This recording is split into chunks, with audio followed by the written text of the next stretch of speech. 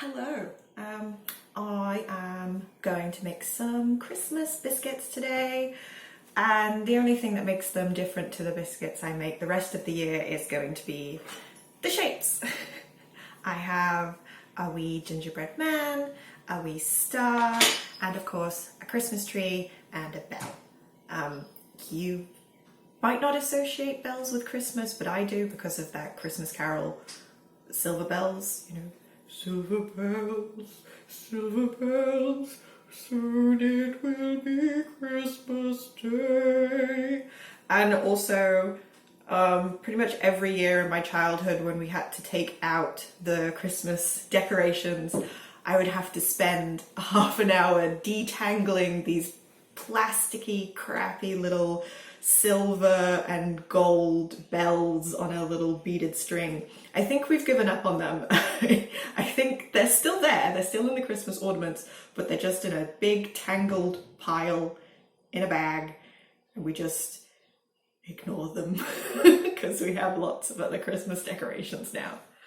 So the recipe we're cooking today is one that I've kind of been working on since I was like 14. Originally, it started out as a ginger nut biscuit recipe in a little children's cookbook that my mum's friend gave me. And then one day I ran out of ginger, so I substituted other spices, and I liked it so much that I just kept doing it. And then recently I've wanted to roll out my biscuits and put them into different shapes rather than just round biscuits. And I've sort of fiddled with a few other recipes because, of course, I'm gluten-free and I'm dairy-free, so that does make the recipes a little bit different. And what I have ended up with is my special biscuits that I will be sharing with you today. Okay, they're Helen's biscuits. They're my special recipe, and I love making them. I make them all year round, and I've just started icing biscuits, and I love icing biscuits now. I really love making more decoration and everything like that, and so I'm excited to do that for Christmas this year. Let's get started. First of all, start your oven onto 170 degrees fan force. That's what I've got. I know 180 degrees is normally what you'd cook at, but 170 degrees is what I've written down in my recipe, and that seems to work for me with my oven. You know your oven best. Fiddle around with it.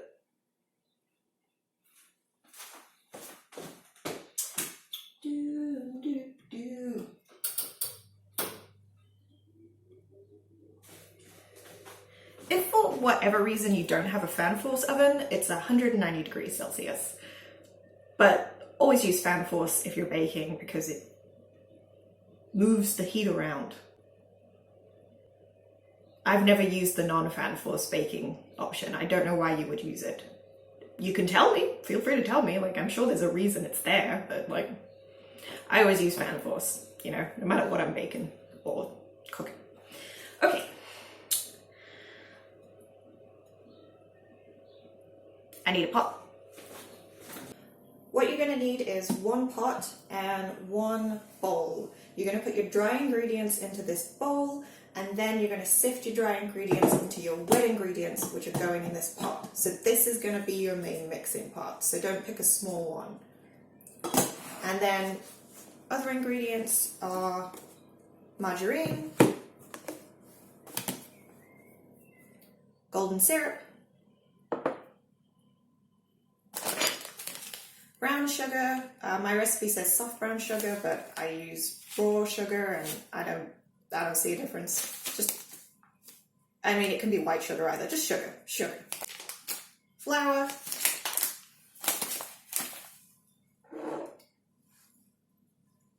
Powdered ginger. Powdered cinnamon. Powdered, I mean ground. Ground 5-spice, Chinese 5-spice, and ground nutmeg. That's it. This recipe is gluten-free and vegan. Gluten-free on purpose, dairy-free on purpose, vegan by accident. First of all, melt your margarine, sugar, golden golden syrup in a pan until melted and the sugar is dissolved.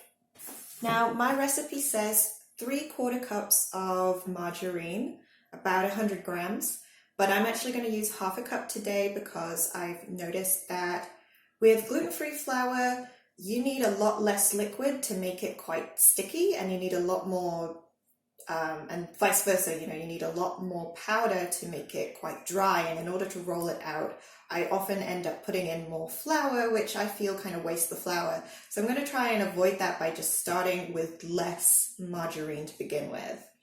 If you're using butter, use about 3/4 cup of butter. And if you're using gluten flour, then use the full amount of butter or margarine to flour, and then see how you are from there. So, half a cup of margarine, 8 teaspoons of golden syrup. Just use a normal teaspoon for this because it's just going to be a nightmare. The golden syrup is so sticky. It's good if your teaspoon is a little bit warmed. Just run it under a warm tap. And then 1.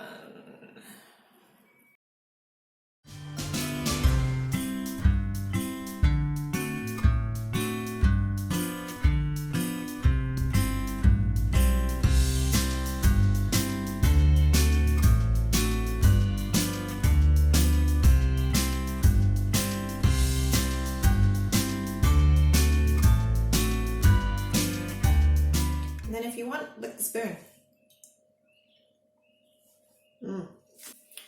3/4 cups of brown sugar.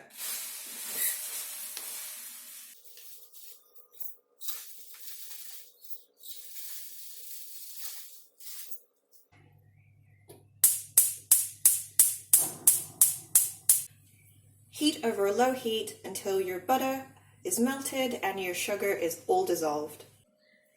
While your butter is melting, well, your margarine in my case, is melting, you can sift your dry ingredients. But do keep an eye on your butter or margarine to make sure that it doesn't burn. Make sure it's on a low heat, and just every now and again go back and stir it.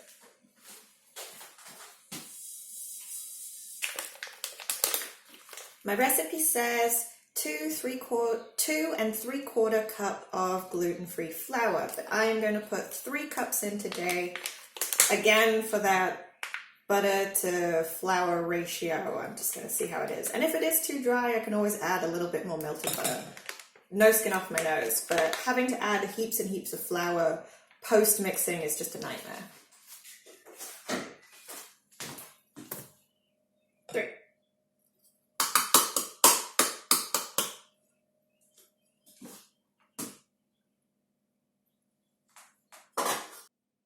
Half a teaspoon of Chinese spice, half a teaspoon nutmeg, 1 teaspoon cinnamon, 1 teaspoon ginger. Feel free to mess around with those proportions and flavors depending on your own taste. So you can have less cinnamon and more nutmeg, or you can have less ginger and more 5 spice. Play around with it. See how you feel. If you don't like really strong those flavors or spices, then you can half all of them and they'd still be pretty tasty biscuits.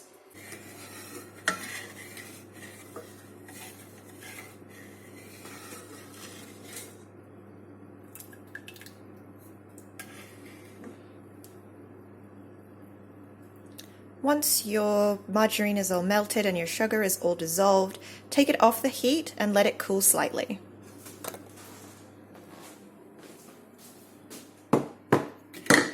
While your wet ingredients are cooling, prepare your baking tray.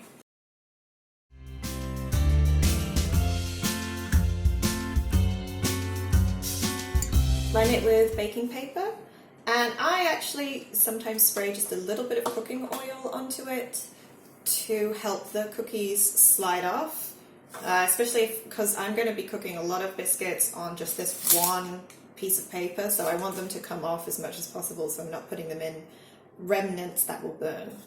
Then you put your dry ingredients into your wet ingredients. Maybe do it like by bits, so you're not trying to stir a whole mound of flour into a little bit of margarine, melted margarine.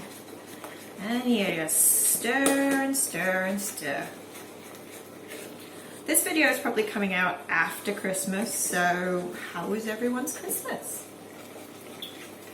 I assume mine was good.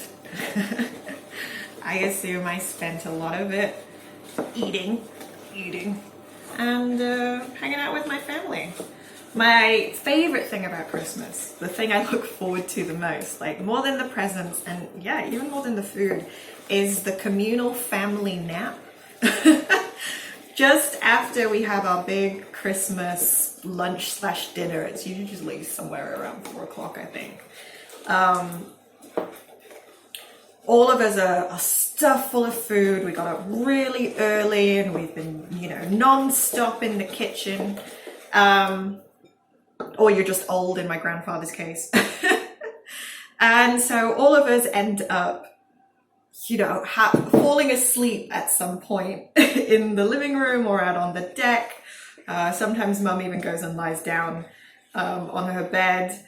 And all of us have a nap around the same time and for roughly the same amount of time as a family. And I just love that. I think that's a fun little bonding experience we have. I used to not nap because I was younger, but now that I'm so old, I appreciate the family nap. And so my grandma sits down in her apron and she'll my granddad is reading the paper and then he just, and I'll usually curl up on the couch and I'll be like, and where mum's the wild card. You don't know where she's gonna nap, but when she naps, she's gonna be like, and the dog will nap and he'll be like, usually he's curled up next to someone while they're napping, and the cat will come in and have a nap, and the only person left who won't be partaking in the family nap is my fiance, who he just doesn't have naps during the day. I don't know what's wrong with him. So poor him is just left to quietly scroll on his phone, trying not to disturb any of us for half an hour to an hour. Bless him.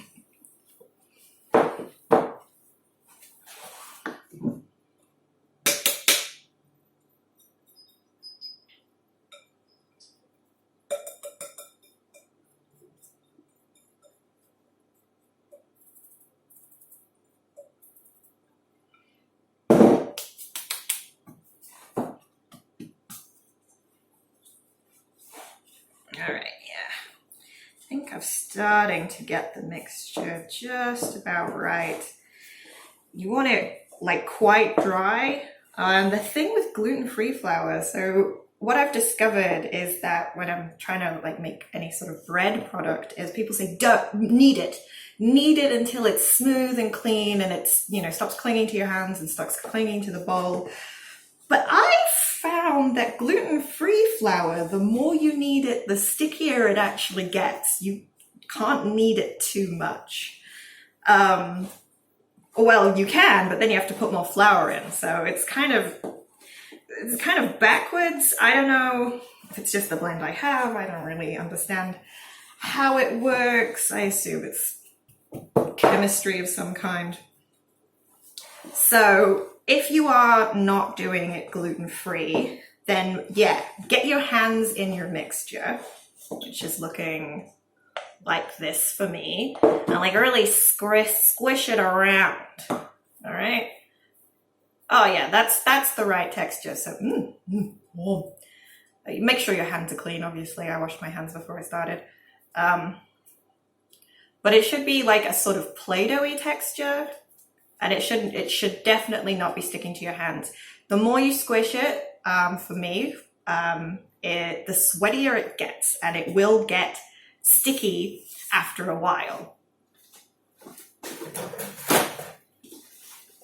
So a paper towel is your friend. But that's the consistency you want. And now we are going to plop it onto the bench and roll it out and start making some cookies. Cookie shapes. Right, I'm a savage, so I just pour flour straight onto my bench. Mix that around.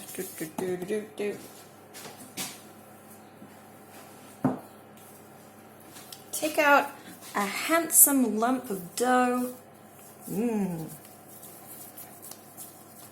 Very attractive. And roll them out.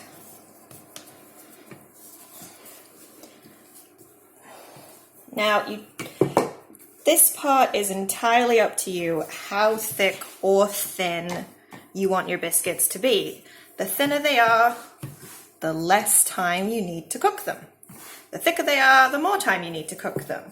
The thicker they are, the more likely they are to be kind of soft, and the thinner they are, the more likely they are to be kind of hard. But make sure that you're consistent across your biscuits that you're baking at a time. That's the only thing. So first off, let's do some handsome gingerbread men.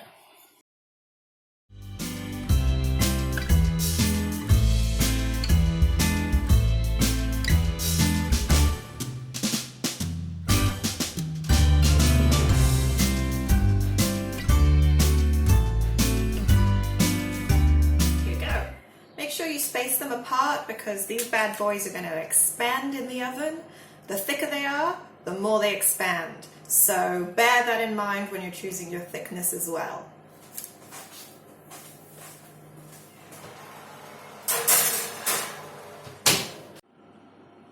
Ooh, my oven needs a clean. Bake your biscuits for 8 to 10 minutes, or even 6 minutes if they're quite thin. The longer you bake them, the harder they will be. So I would suggest experimenting with a few batches and letting them cool down, because after they cool down, their texture will change a bit. And they will soften when they are iced as well, I've discovered. So just bear that in mind when you're choosing your hardness of biscuit. Be sure to cover your pot between batches of biscuits so that the dough doesn't dry out.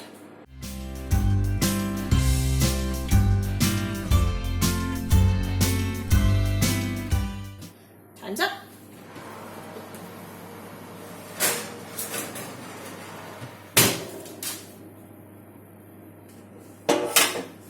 They smell so good. Then take them out of the tray and put them on a cooling rack.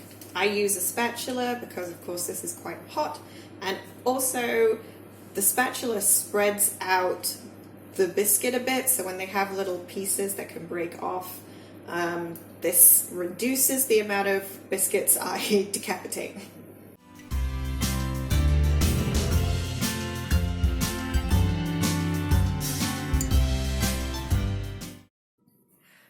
Hello, it's another day. Not quite the next day, it's the day after the next day. We are on the 22nd. We have 3 days till Christmas, so I was feeling festive. Today I will be icing my biscuits.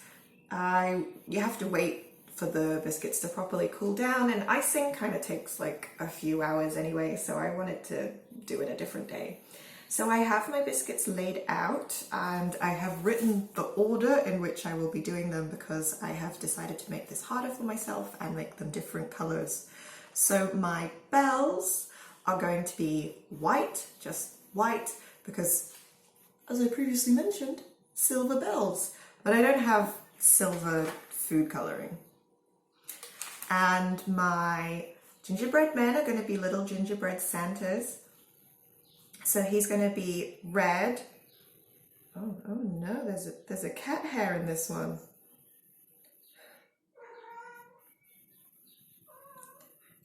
Hopefully it's just this one. Go away! You're the reason this happened. Okay, well maybe that one's just for me. That can be the first one, because the Santa's going to be quite difficult. He's going to have a little red suit, little black booties, and then I'm going to try and give him like a white beard and white decorations on his sleeves and pant legs. And it's only a little gingerbread man, so we'll see how it goes. Then the stars are going to be yellow, obviously, and the trees are going to be green, obviously. So I have my icing sugar and my food coloring, and now I am going to start mixing my icing sugar. Because like the plain white is what I'm going to start with on the bells, and it's also like I want a big mass of icing sugar to then pull little bits from for my colors. So I'm going to use a really big bowl for my base icing sugar mix, and then lots of smaller bowls for the other colors. And I have some piping bags, and I may have to wash some in between. We'll just see how it goes. To start off with, I'm going to have 2 cups of icing sugar, and then you just add a little bit of water at a time, stirring it up until you get the consistency that you want.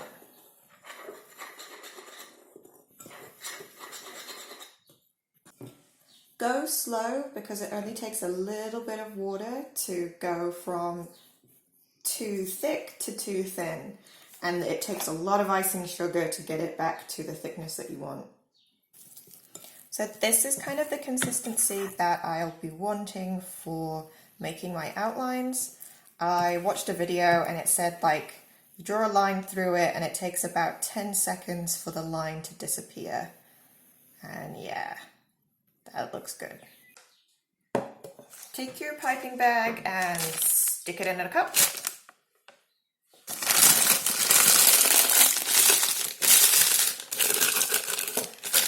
This is how you're going to get your icing into your bag easier, and also leave your full bag or semi-full bag in the cup, so you don't get icing sugar all over your bench.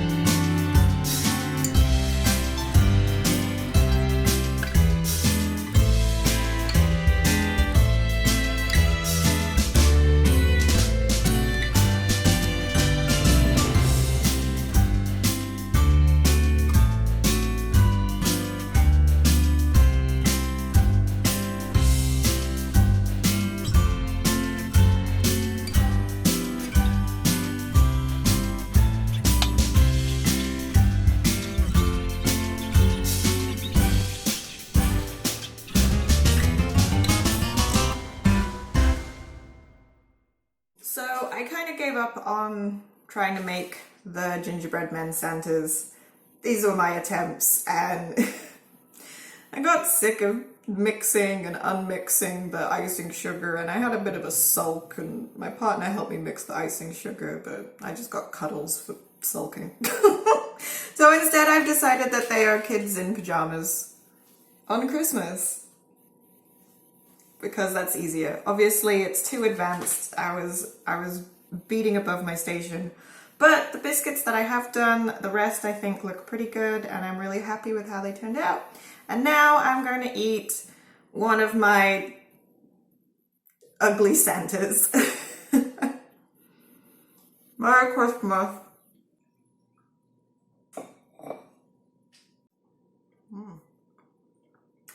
Ooh, more cat hair.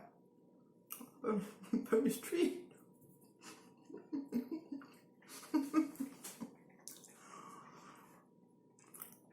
Stop licking it. No.